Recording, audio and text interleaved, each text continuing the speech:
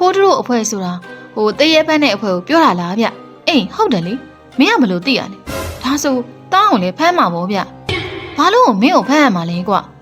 တားတရေမှုပေါ့တုတ်ပေါ်ကတရေဆိုတဲ့တန်ကြားလိုက်တာနဲ့ကောင်းကြည့်သွားပြီးဇော်ကြီးတွေပြန်လာတယ်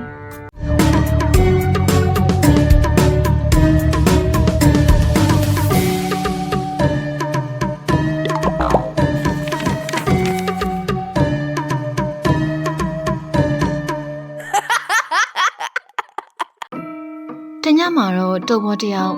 ဘေးဒီဆောင်ကိုစိတ်ဝင်တစားဖတ်နေတယ်။ဟိုးဒီပုတ်ကငါမသိတော့မနေ့ပြန်ဖိုးတူးတို့သွားမိမှရတော့မယ်။အဲ့ဒီရဲ့ချင်းတုတ်ပေါ်ဘိုက်ကမြင်းလာတယ်။ဟာဘိုက်ကလည်းစားလာပြန်ပြီ။ငါဘိုက်ကအချိန်တိုင်းကိုစာနေတော့တာပဲ။မိဖို့ကြောင့်နေဘာရှိလဲသွားကြည့်အောင်မ။ဒီလိုနဲ့တုတ်ပေါ်ကမိဖို့ကြောင့်နေကိုထွက်လာလိုက်တယ်။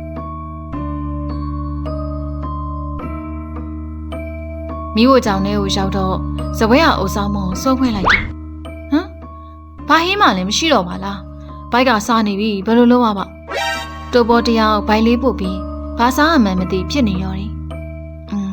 ဒီတိုင်းသာဆိုငါအိတ်မရတော့ဘိုက်စားပြီးအောင်ခောက်ဆွဲကြောင်လေးတောင်းဝယ်မှာအဲ့ဒီရဲ့ချင်းသူ့အမေဒေါ်တင်နဲ့ရှောင်းလာတယ်ဟဲ့တာဘာလုပ်နေရလဲအောက်မလေးလက်လိုက်တာမင်းရဲ့အသက်မပေးပါမပေးနဲ့ဒါလေဘိုက်စားလို့ရှာစားနေပြန်မလားဒီနေ့တော့ဘိုင်းဟင်းမှမကြမ်းတော့ငါသားကြီးရေတော့ဘိုင်းမောက်ပြီးတော့အိတ်လိုက်တော့ဒေါ်တင်တွေကပြောပြီးတော့ပြန်ထွက်သွားတယ်ဟာဘိုင်းစာတော့ရေတော့ပြီးမအိတ်နိုင်ပါဘူးမိုးတော့ချုပ်နေပြီဒါမဲ့မတက်နိုင်ဘူးအပြင်ထွက်ပြီးတော့ခောက်ဆွဲကြောင်လေးသွားဝယ်အောင်မဒီလိုနဲ့တုတ်ပေါ်ကခောက်ဆွဲကြောင်ဝယ်ဖို့အပြင်ကိုထွက်လာလိုက်တယ်တုတ်ပေါ်ကလမ်းလျှောက်နေနေဒီဝါလူတွေကမိုးချုပ်တာနဲ့အိတ်မယ်ဆိုတာကြီးပဲဒီလိုနဲ့သူဝယ်နေကြမပုတ်ဆုံမိုးဆုံဆိုင်ကိုရောက်တော့ဆိုင်ပိတ်သွားတာတွေ့လိုက်တယ်ဟာသွားပြီဆိုင်ပိတ်သွားပြီငါတော့ငတ်ပြီတင်နေတိုးဘောကဘိုင်လေးပို့လို့ဘာလုံးမှမသိပြတ်သွားတယ်ဟိုရွာတိတ်ကကုံစုံဆိုင်တော့ဖွင့်လောင်သေးတယ်အဲ့ဒီဆိုင်ကခရီးသွားတွေအတွက်စားဝန်တာကိုဖွင့်တာဆိုတော့ဟုတ်တယ်အဲ့ဒီဆိုင်မှာသွားဝယ်ရမယ်ဒီလိုနဲ့တုတ်ပေါ်လေးအော်မြင်နေတဲ့ဘိုင်းနဲ့အတူရွာတိတ်ကမိုးဆုံဆိုင်ကိုထွက်လာခဲ့ပြန်တယ်တုတ်ပေါ်ဆိုင်သားလေးကိုရောက်တော့မီးလေးနေအောင်တွေ့လိုက်ရတယ်ဟိုတော်သေးတာပေါ့ဆိုင်မှွင့်နေလို့ခုတော့လာရကြုံနှက်သွားပြီဟိတုတ်ပေါ်လေးဆိုင်ရှိကိုရှောက်သွားလိုက်တယ်ပြို့ဆိုင်ရှိအန်တီမျိုးတောက်ကိုခောက်ဆွဲရောက်တော့ပေးပါဗျအော်တုတ်ပေါ်ပါလားမိုးတောင်ချုပ်နေပြီမုတ်လာဝဲတုံးလားကွဟုတ်အန်တီမျိုးတားဘိုက်စာလို့ဗျ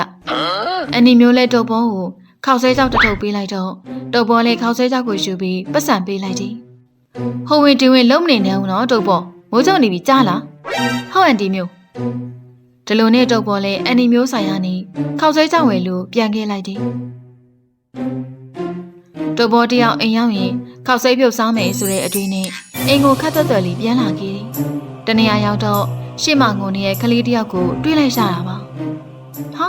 ဟိုမှာကလေးတယောက်ငုံနေပါလားဒီအချိန်ဘာလို့အပြင်ထွက်ပြီးငုံနေရလဲမသိဘူးတုတ်ပေါ်လဲငုံနေတဲ့ကလေးနောက်ကိုသွားလိုက်တယ်ဟဲ့ကလေးဒီအချိန်ဘာလို့အပြင်ထွက်ပြီးတော့တယောက်တည်းငုံနေရလဲတားမေကိုလိုက်ရှာရင်းနဲ့လမ်းပြောင်းနေလို့ပါဟင်ဘလို့လမ်းပြောင်းတာလဲခလေးကဘယ်ငါလဲအကိုလိုက်ပို့ပေးမယ်လေတားမေကတားပိုက်စာလို့မုတ်တောင်းဝယ်မယ်ပြောပြီးပြန်မလာလို့လိုက်ရှာနေရအခုတော့လမ်းပြောင်းပြီးအိမ်မပြန်တတ်တော့ဟင်ဟုတ်လားဒါဆိုအကိုလိုက်ပို့ပေးမယ်လေအိမ်ကဘယ်နားလေးမှလဲအိမ်ကဘယ်နားလေးမှလဲမသိရောလို့ထိုင်ကုန်နေရပေါ့ကိုကြီးကလေအော်အေးဒါဖြင့်လောလောဆယ်ကိုကြီးအိမ်ကိုအရင်လိုက်ခဲ့လေဒီမှာကိုကြီးခောက်ဆွဲတထုတ်ဝဲလာခဲ့တယ်အိမ်ရောက်ရင်ကိုကြီးနဲ့တူပျောက်စားရအောင်ဟုတ်ပြီလားဒါဆိုတားရင်ကဘယ်တော့လိုက်ဖို့ပေးမှလဲခုတော့မိုးကြုံနေပြီကိုကြီးအိမ်ကိုရင်သွားပြီးတော့ကိုကြီးမိဘတွေကိုအကျိုးအကြောင်းပြောပြတာပေါ့ဟုတ်ပြီလားဟုတ်ဒါဆိုရင်ကိုကြီးတော့ဂုံးမို့အော်အေးပါဒါဆိုလက်တက်ခလေးကတုတ်ဘောကုတ်ပေါ်တက်လိုက်တော့တုတ်ဘောနဲ့ခလေးကိုခေါ်ပြီးအိမ်ကိုပြန်လာခဲ့လိုက်တယ်လမ်းတနေရာကိုရောက်တော့တုတ်ဘောထမ်းလာတဲ့ခလေးကတပြည့်ပြည့်နဲ့လေးလာတယ်ဟာဒီကလေးကတပြည့်ပြည့်နဲ့လေးလာပါလားတုတ်ဘောကနောက်လှည့်ကြည့်လိုက်တော့ခလေးကသူ့ကိုပြုံးပြနေတယ်ကိုကြီးအေးပါလေဟိုတားရင်ကိုမှတ်မိပြီဗျအဲ့ဒါဆိုပြောလေကိုကြီးလိုက်ပို့ပေးမယ်ဟိုတားရင်ကဟိုဘက်လမ်းကျိုးလေးကတင်ញိုင်းကုန်းနားလေးမှာဗျဟေးဟုတ်လားတင်ញိုင်းကုန်းနားလေးတော့ငါလည်းလိုက်မပို့ရင်မနဲ့မွန်လေးမှာဖိုးတူးတို့ကိုလိုက်ပို့ခိုင်းလိုက်မယ်ဟုတ်ပြီလားဖိုးတူးတို့အဖွဲ့ဆိုတာဟ ဟိုတရေပန်းနဲ့အဖွဲကိုပြောတာလားဗျအေးဟုတ်တယ်လေမင်းကဘလို့သိရလဲဒါဆိုတားအောင်လေဖမ်းမှာပေါ့ဗျဘာလို့မင်းကိုဖမ်းရမှာလဲကွာတားတရေမို့ပေါ့တုပ်ပေါ်ကတရေဆိုတဲ့တန်ကြားလိုက်တာနဲ့ကောင်းကြည့်သွားပြီးဇော်ကျွေးပြန်လာတယ်တရေဟုတ်လားတုပ်ပေါ်ကကလေးကိုတေချာနှောင်းလေးကျင်းလိုက်တော့ကလေးခြေတော်တွေကရှေ့ထွက်နေပြီးမြေကြီးနဲ့ဒီယိုတိုက်ဆွဲနေတယ်အမလီတရေပြိုတရေတုပ်ပေါ်နဲ့ကလေးတရေကိုကြည့်ချလို့တန်းနေအောင်ထွက်ပြေးနေတယ်တုပ်ပေါ်ရင်ကိုရောက်တော့သူမိဘတွေကသူ့ကိုထိုင်ဆောင်နေကြတယ်အမေရေအမေတာတရေကြောက်ခံလိုက်ရလို့ဗျတုပ်ပေါ်ကသူမိဘစီကိုပြေးဖက်လိုက်တယ်ဘလို့အချောက်ခံရတာတော့ငါသားရဲ့တုပ်ပေါ်လေသူတရေချောက်ခံလိုက်ရတဲ့အကြောင်းကိုရှင်းပြတယ်ဖြစ်မှဖြစ်ရလေငါသားရဲ့နင်အဖေဖះဆင်ကပေးရည်တော့ယူလိုက်အောင်မေဦးမောင်တုပ်လေဖះဆင်ကပေးရည်ကိုယူလို့တုပ်ပေါ်ကိုတိုင်းလိုက်တယ်ဒါတရေကြောက်ပါတယ်ဆိုမှတရေတွေကဘာလို့သားကိုပဲလိုက်ချောက်တာလဲမသိဘူးဒါချစ်ဖို့ကောင်းလို့နေမှာပေါ့ကွဒါချစ်ဖို့ကောင်းတာသိပါတယ်အမေရဲ့ဒါမဲ့သားကိုတရေချောက်တာတော့မကြိုက်ဘူးကဲသားတရေချောက်ခံရပြီမယ်ဘိုက်တော့စာနေသေးရဲ့မလားအမေသားဝင်လာတဲ့ခောက်ဆဲပြုတ်မိမယ်ဟုတ်ပလားဟုတ်အမေဒီလိုနဲ့ဒေါ်တင်နဲ့လေမိဖို့ကန်းထဲကိုဝင်သွားတယ်ခဏကြာတော့ခောက်ဆဲပြုတ်ပကန်းထဲရောက်လာတယ်ကဲသားတုပ်ပေါ်စားလို့ရပြီပူတယ်ဖြည်းဖြည်းစားနော်ဟုတ်ကဲ့အမေဒီလိုနဲ့တုပ်ပေါ်လေခောက်ဆဲပြုတ်ကိုအားရပိုင်းရစားတယ်ခောက်ဆဲစားပြီးနောက်တုပ်ပေါ်ကအမေသားတင်ညာအမေတို့နဲ့တူအိတ်မှာနော်အေးပါကွယ်အိတ်အဲ့ဒီညမှာတော့တုပ်ပေါ်တယောက်ကလေးတည်းရဲ့အချောက်ခံလိုက်ရပြီးသူမိဘတွေနဲ့တူအိတ်လိုက်တော့တယ်မနေ့ရောက်တော့မုတ်ဆိုင်တဲ့ဆိုင်မှာတုပ်ပေါ်ကဖိုးတူတို့ကိုမနေ့ညကသူကလေးတည်းရဲ့အချောက်ခံရတာပြောပြနေတယ်မင်းကညာရင်မို့ချုပ်အပြင်ထွက်တာဟုတ်ကွပြီးတော့မင်းသွားတဲ့ရွာတွေကမုတ်ဆိုင်ကိုသွားရလမ်းတင်ញိုင်းကုန်းကိုသွားတယ်လင်းတချိုးကွေလေးတွေငါလဲဘိုက်စာနေရောအဲ့လောက်ကြီးဘယ်စဉ်းစားမလဲကွမင်းကတရေကြောက်တတ်တာဆိုတော့နောက်ဆိုမိုးချုပ်ရင်အပြင်မထွက်တာအကောင်းဆုံးပဲတရေတွေကကြောက်တတ်တဲ့သူမှလိုက်ကြောက်တာကွအဲ့ဒီအချိန်မှာဆိုင်ရှင်အမကြီးကအာဘူရှာမူလာကြပြီးကလေးတွေစားလို့ရပြီနော်ဟုတ်ကဲ့မကဲပါတရေကြောက်တဲ့ကိစ္စကိုထားပြီးအာဘူရှာမူလေးစားကြရအောင်ငါတို့ဒါစားပြီးရင်ကိုချက်ကြီးအိမ်ကိုသွားလေကြတာပေါ့ဖိုးတူတို့လည်းစားနာပြီးနောက်တော့ချက်ကြီးအိမ်ကိုထွက်လာလိုက်ကြတယ်ချက်ကြီးအိမ်ကိုရောက်တော့ဖိုးတူကလှမ်းခေါ်လိုက်တယ်မျိုးကိုချက်ကြီးအိမ်မှာရှိလားဗျအဲ့ဒီအချိန်ကိုချက်ကြီးကသူတို့နောက်ကနေရေတန်းနဲ့ပေါ်လာတယ်ဟာဖိုးတူတို့အဖွဲပါလားလူစုံနေဆိုတော့လာလေကြတာဖြစ်မယ်ဟုတ်တယ်ကိုချက်ကြီးရဲ့ဒါနဲ့ဘာစားစရာရှိလဲဗျဟဲ့အောင်တော့ပေါ့မင်းကမှအာဘူရှာဘူးစားလာခဲ့တာမဟုတ်ဘူးလားဟုတ်တယ်လေအဲ့ဒါလမ်းလျှောက်လိုက်တော့ကိုရောပေါ့ဟာကဲပါအားလုံးအိမ်ထဲဝင်ကြအောင်ကိုချက်ကြီးအိမ်နောက်ဝင်းမှာရေသွားပြေးလိုက်အောင်ဟုတ်ကဲ့ကိုချက်ကြီးဖိုးတူတို့လည်းချက်ကြီးရဲ့ကံမှာထိုင်နေကြတယ်ခဏကြာတော့ချက်ကြီးကမြေပဲကိုလာကြတယ်ကဲကလေးတွေမြေပဲကိုစားကြအောင်ရေးစားမေးကိုချက်ကြီးတရေတွေကိုနှိမ်နေမကြောက်ဘူးလားဗျအမှန်တမ်းပြောရမယ်ဆိုကြောက်တာပေါ့ကွာဒါပေမဲ့သူတို့ကိုကြောက်ပြရင်သူတို့ကပိုအားကြီးသွားတယ်ဘာလို့လဲဗျသူတို့ကလူတွေရဲ့အကြောက်တရားတွေကိုစားသုံးပြီးတော့အားပြေးကြတာကြောင့်လေဒါပေမဲ့တရေအားလုံးတော့မဟုတ်ဘူးပေါ့တရေတွေကအမျိုးမျိုးရှိလားကိုချက်ကြီးရဲ့ရှိတာပေါ့တချို့ကပုံမှန်တရေတွေသူတို့ကဒီလိုသွားလာနေတိုင်းကြတာတချို့ကကြိုတန်းဝင်ကျင်တဲ့တရေတွေဒီတရေတွေကတော့လူရင်းနဲ့နီးစပ်တာပေါ့လူတွေကိုလိုက်ဆောင်နေတဲ့တရေတွေဆိုပါတော့တချို့ကတော့မိစ္ဆာပြေကနေတရေတွေဒီတရေတွေကိုတော့ကိုချက်ကြီးတို့လိုမော်စရာတွေကနှိမ်နေရတာပေါ့ဘာလို့ဆိုမိစ္ဆာတွေကလူတွေကိုဒုက္ခပေးရလေတားတော်မင်းည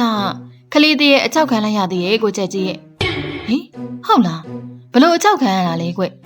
တုပ်ပေါ်လဲချက်ကြီးကိုသူတရေချောက်ခံရတဲ့အကြောင်းရှင်းပြပြန်နေတုပ်ပေါ်ပြောပုံရဆိုဒီကလေးတရေကသူ့အမေရှိပုံရတယ်ပြီးတော့သူတို့ကကျွတ်တန်းဝင်ကျင်တဲ့တရေတွေပဲအဲ့ဒါဆိုဘာလို့သားကိုချောက်ရတာလဲဗျတကယ်တော့သူတို့ကကြောက်တတ်တဲ့သူမှချောက်လို့ရတာတကယ်တော့ချောက်တာမဟုတ်ပါဘူးသူတို့တရေမှန်းသိအောင်အမျိုးမျိုးလုပ်ပြကြတာပါဒါအောင်လူတွေကတရေချောက်တဲ့ထင်ပြီးဖြစ်ကြလေရောကိုချက်ကြီးပြောပုံရဒီကလေးတရေကကျွတ်တန်းဝင်ကျင်နေဆိုသားတို့သွားကူညီပေးရောငါအဲ့နာမသွားရဲတော့ဘူးနော်မင်းတို့ဘာသာသွားကူညီကြငါကြောက်တယ်တရေတွေကိုကူညီဖို့ဆိုသူတို့ကိုဘယ်လိုကူညီရမလဲဆိုတာသူတို့နဲ့တွေ့ပြီးဆွေးနွေးမှရမယ်ဒါဆိုလဲသားတို့သူ့စီကိုကူညီဖို့သွားမေးကြည့်ကြရင်ရောကူညီသင့်ပါတယ်ဒါဆိုခဏနေသွားကြတာပေါ့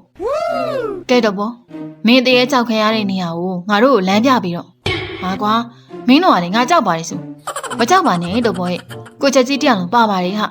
ဟုတ်ပါဒီဝက်ပါ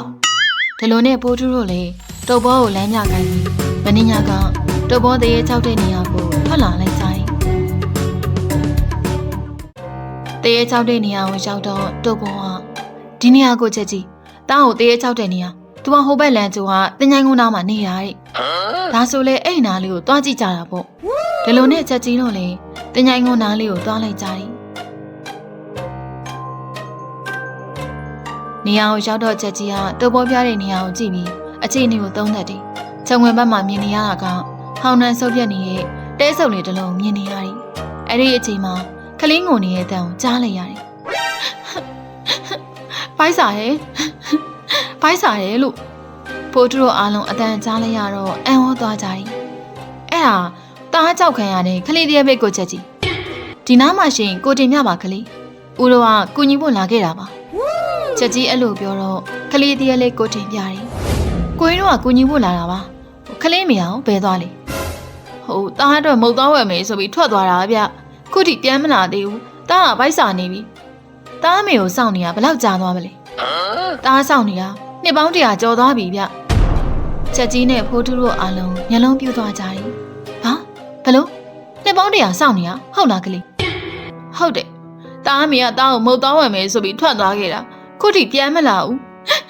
တားမေကတားကိုလိန်နဲ့ညားတယ်ချက်ကြီးတို့လည်းကလေးကိုကြည့်ပြီးတနာသွားကြတယ်ဟုတ်ပြီကလေးဦးတို့ကလေးကိုကူညီပါမယ်တားစားခြင်းနဲ့မုတ်တယ်လည်းအများကြီးကျွေးမယ်နော်ရှင်ပြောလိုက်တာဖိုးထူးကကလေးတို့သားမိတည်ဆုံးခဲ့ရတဲ့အကြောင်းကိုမသိပေမဲ့ကလေးရဲ့အတွက်ကူညီဖို့ဆုံးဖြတ်ပြီးသားပါတော်ဘောကကိုချက်ကြီးအိမ်ကယူလာတဲ့မြေပဲရုပ်ကိုကလေးတည်းကိုကျွေးလိုက်တယ်ရော့ကိုကြီးစီပါလာတဲ့မြေပဲရုပ်လေးစားတော့ကလေးတရေကလေးလေးတော်ဘောပြီးတဲ့မြေပဲရုပ်ကိုယူလို့စားတယ်ဖိုးထူးကတေးချစဉ်းစားပြီးကလေးတည်းကိုပြောဖို့ဆုံးဖြတ်လိုက်တယ်ကလေးမေကပြန်မလာတော့ပါဘူးကလေးလည်းဒီမှာစောင့်နေဖို့မလိုတော့ဘူးနော်ကိုကြီးတို့ဒီနားမှာကောင်းမှုကုသိုလ်ပြုပြီးကလေးရဲ့အတွက်အမျှပေးဝေပါမယ်ဗျာတားမီကပြန်မလာတော့ဘူးဟုတ်လားဘာလို့လဲဗျဘောကချသွားလို့ပေါ့ကလေးရဲ့ကလေးလည်းတခြားမအောင်ကူးပြောင်းတင်ပြီအစွဲတွေကိုခွာချပြီးတန်နေရမှာကလေးမင်းနဲ့ပြန်ဆုံနိုင်ပါစေနော်ကလေးလည်းမျက်ရည်တွေကျလို့ဝမ်းနေသွားပြီးပျောက်ကွယ်သွားခဲ့တယ်ငါဟိုနေ့ကငါ့အိမ်မှာခောက်ဆွဲပြုတ်စားဖို့သူ့ကိုခွန်လာခဲ့တာသူ့ဘိုင်းရမ်းစာလို့တဲ့ငါမကြွေးလိုက်ရတာဝမ်းနေလိုက်တာကွာ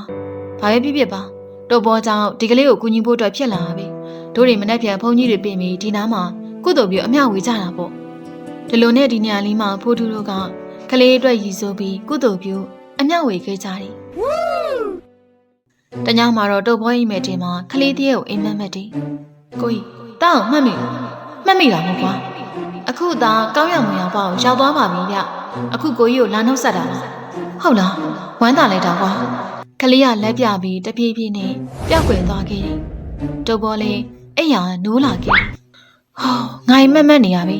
အိမ်မက်ထဲမှာဟိုကလေးတည်းငါ့ကိုလာနှုတ်ဆက်သွားတာပဲဒါဆိုသူကျွတ်တန်းဝင်သွားပြီပေါ့တုတ်ဘောလေးဖြစ်ဖြစ်တီကိုတွေးရင်းနဲ့ဝမ်းသာပီတိဖြစ်လို့အိပ်ပျော်သွားခဲ့တော့တယ်